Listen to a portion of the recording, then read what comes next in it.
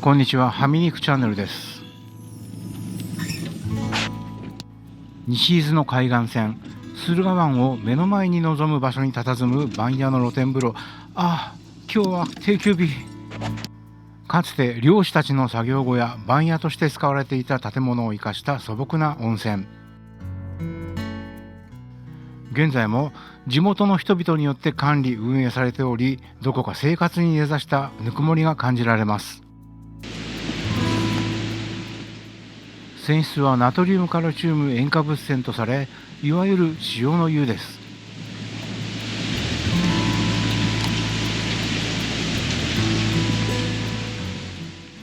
ここから露天風呂に行くんですね。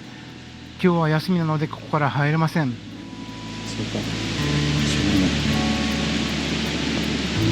上に行っていくと露天風呂になっているそうです。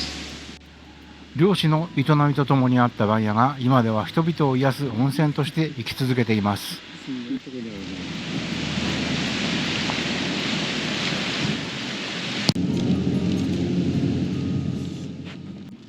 国道135号を北上、東伊豆町に入っていきます。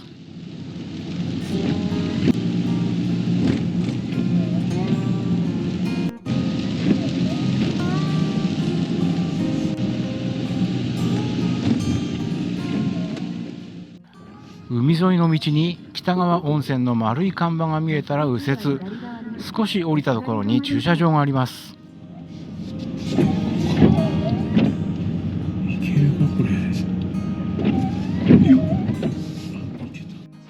この道の海側に露天風呂があるなんて信じられません。道の向こうは波打ち際です。小さな小屋におじさんがいて、ここで料金を払ってお風呂に向かいます。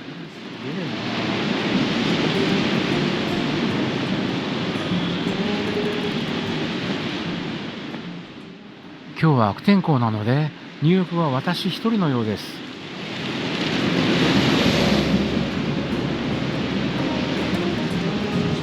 一人お願いしたいんですけど。ちゃんと男女別に分かれてるんですね。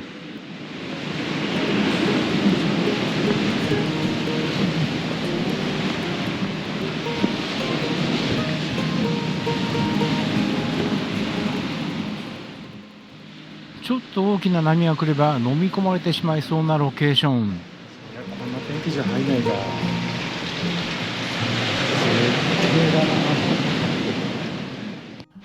泉質はナトリウムカルシウム塩化物泉。源泉の温度が 70.4 度。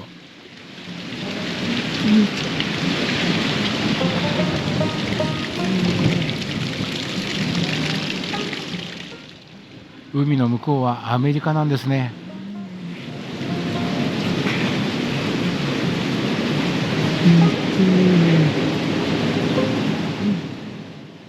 岩を組んで作られた浴槽は荒々しくも自然に溶け込む佇まい。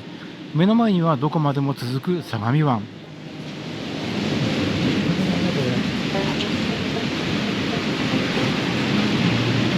ちょっと天気良ければ。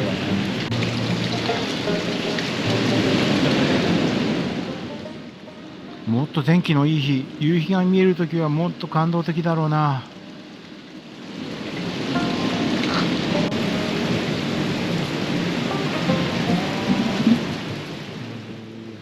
ここから日の出が見えるそうです。こんな温泉があるんですね。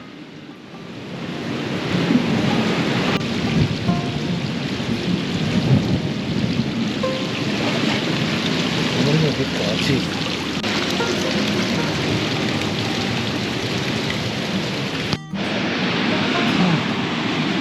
なった。ちょっと眠かったけど。あまりにも良かったので近くの海沿いの温泉にも行ってみました。行き方がちょっと難しかった。この細い道の先にパーキングがありました。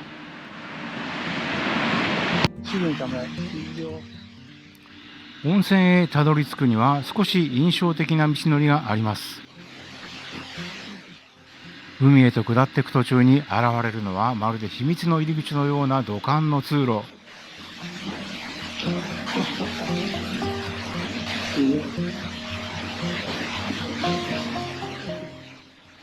丸いコンクリートのトンネルをくぐり抜けると、その瞬間、日常から非日常へと切り替わるような不思議な感覚に包まれます。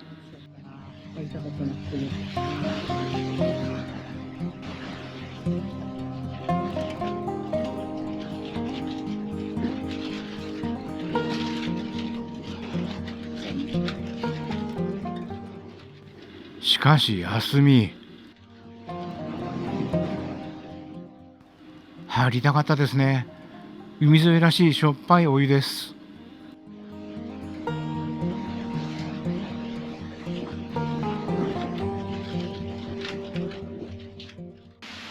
異世界から現世へ戻ってきたような感覚。お湯には浸かれなかったけど楽しい体験でした。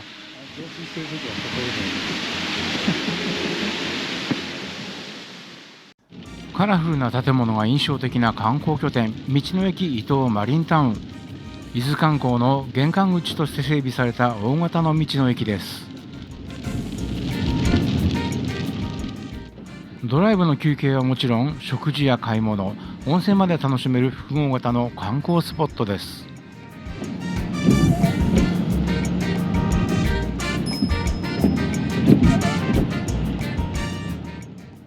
観光拠点としては満点ですが、車中泊するには少し不便。車からトイレまでの距離は遠く、店舗もお土産中心で、普段使いの買い物は他で済ませてから来た方がいいようです。お疲れ様でした。天気も良くないようですし、今日は早めに就寝します。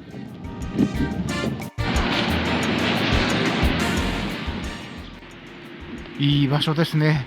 本当に綺麗。南国にいるような雰囲気が最高です。今日はこのまま湯河原まで走ります。あと2日後には鎌倉で恩師にご挨拶です。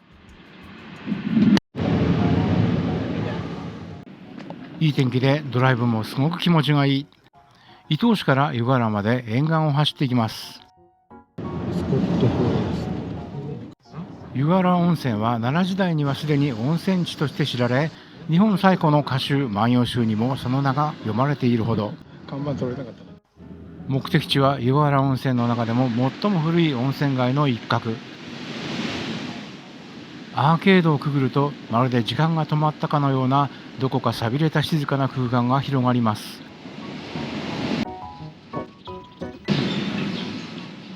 人通りの少ない道を進むと、電柱に小さく掲げられたママネの湯の案内板。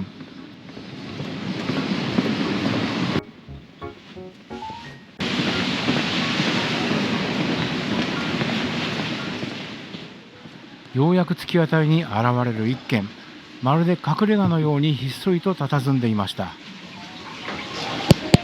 使えない300円。この湯治宿ができたのは100年以上前の明治時代。ママネの湯の初代のご主人は万葉の言葉からこの湯治宿の名前を付けたそうです。ママは崖、根は根元を表す言葉で、ママネの湯イコール崖の下の岩場から湧き出す湯という意味になります。明治、大正、昭和という時代の流れの中で数々の戦争を経験してきましたが、戦争で傷ついた体を癒すためにこの湯治宿を利用する人が数多くいたそうです。すごい。源泉かけ流しですが、投入されている湯量が少ないので、必ず石鹸で体をきれいに洗う決まりになっています。多分45度程度ある熱いお湯ですが、湯量が少ないので湯の移動がなく、普通より暑さに耐えられます。たくさんの人を救ってきた冷泉をありがたくいただきました。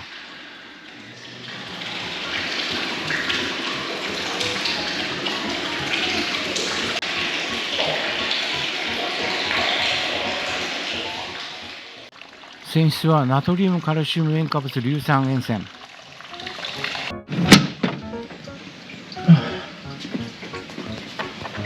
ありがとうございました。こ宿泊もあるのかな。観光客用の施設ではないようですが、マナーを守って入れば問題ないようです。いいお湯ですのでお試しください。わからねえな。創業は慶応元年1865年、小田原の名産かまぼこを守り続けてきた老舗鈴代かまぼこ本店が手掛ける施設。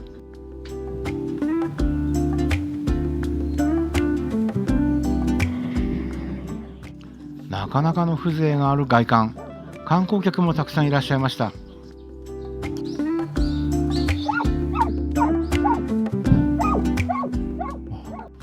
敷地内にはただカゴだけではない楽しみ方があります。おしゃれな展示があったり、こんなのあんだ。ぐい飲み。かまぼこを実際に作る体験ができたり、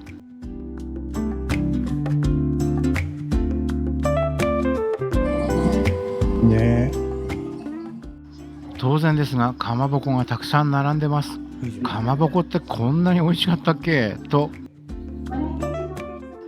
思わず叫んでしまったようなものが結構ありました。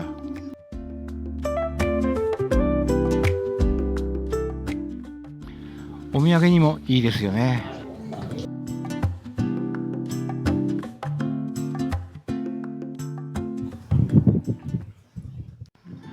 歴史ある寄木細工の散逸を防ぎ、技術継承の参考にとの思いから、伝統工芸士本間昇さんが長い年月をかけて収集したコレクションを展示する美術館。綺麗だ。見事な寄木の技術を見ることができました。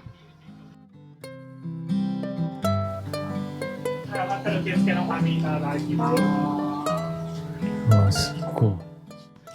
見るだけで帰ろうと思っていましたが、体験コーナーでコースターを作れるというので参加。先生が順を追って手順を指導してくれます。なるほど。なるほど。どう？デザインを決めてボンドで接着。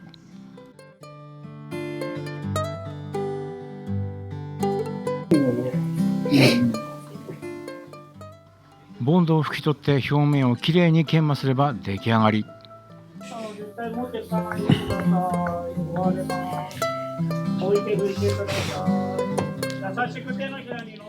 なかなかいい出来ですね。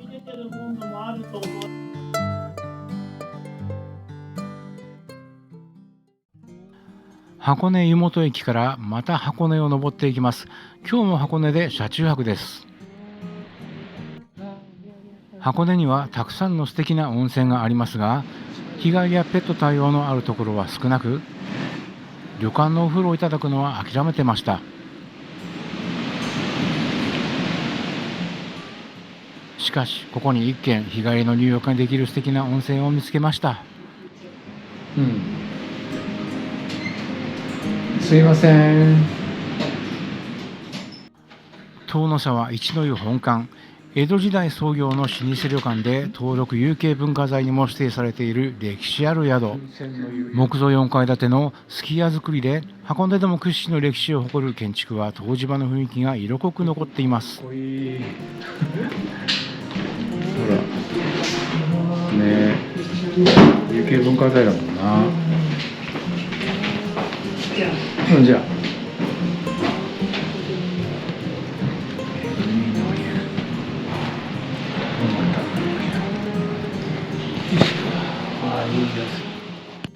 アルカリ性単純温泉で pH 約 8.5 から 8.7、42度程度の入りやすいお湯でした。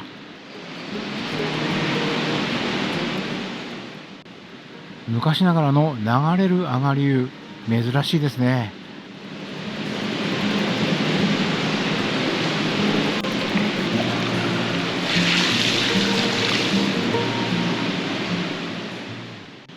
優しいお湯です。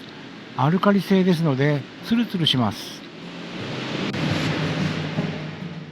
入る前には気がつきませんでした。ここに入浴するとこの6軒に追加料金なしで入浴できるそう。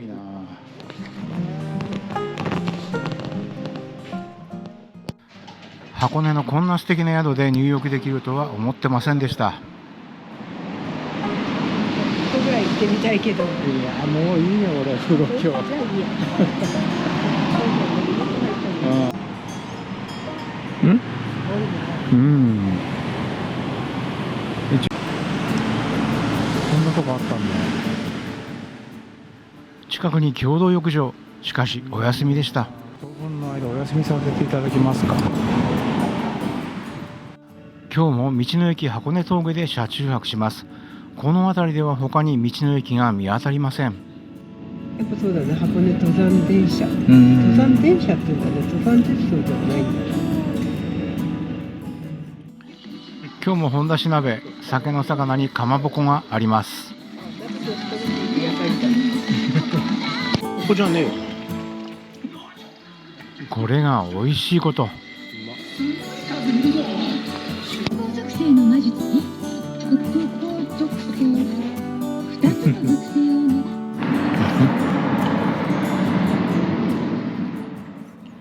今日もいい天気です。少し箱根観光をしてから湘南を目指します。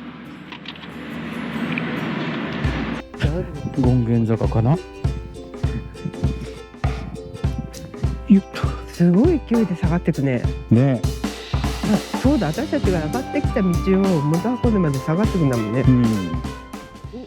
江戸時代には皆ここを越えて箱根を通過したであろう旧東海道の難所。ここに看板が。あ、ほら。権現坂です。おっと。出てた。権現坂。へえ。足の子が見えるのか。お前全然動かないなお前。峠を越えた先に芦ノ湖が広がり、その向こうに温泉街が見えた時、昔の旅人たちはどれほど嬉しかっただろう。よいしょ。結構急な坂、うちのモコは15歳、ちょっときつかったようですね。箱根の名所大涌谷、噴煙立ち上る火山の迫力と硫黄の香りに包まれながら非日常を五感で体験できる場所です。平日にもかかわらず大渋滞、車は思うように進まず、観光のにぎわいがそのまま道にあふれ出しています。ぐーたら夫婦歩いているみたいなんで。ねあ、どこだよ。気をつけてよ。え。ここから富士山も見えるのかな、もしかして。ああ見えるのかもね。おお見えたね。もういい景色です。約3000年前の噴火でできた地形で現在も活動しており、生きている地球が実感できます。ああ本当だ。見えるね。うん。平日にこの混雑とは思いませんでした。ここに何かあるよね。ロープウェイ。あ、黒玉。なかなか富士が日本一。箱根の中でも特に人気の高い景観地仙石原。駐車場はここ、有料で向かいの店舗に料金を払います。周辺に駐車場がなくて結構探しました。綺麗だな。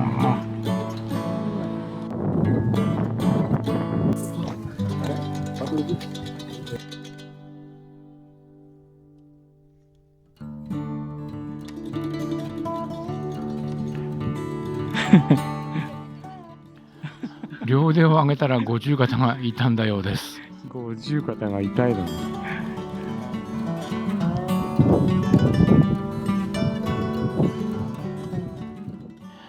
人気の映えスポットなんですね。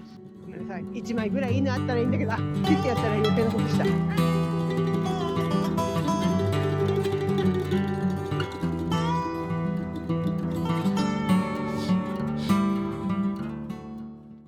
箱根を降りて湘南に向けて走ります。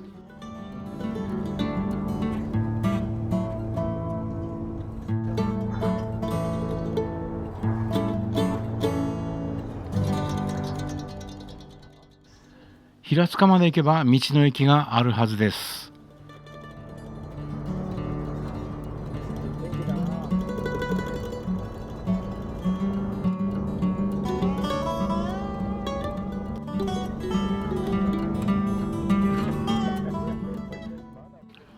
大磯ロングビーチまだあったんですね。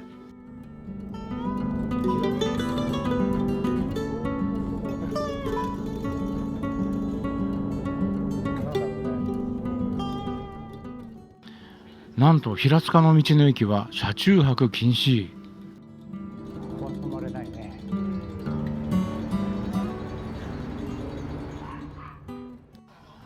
さあどうしよ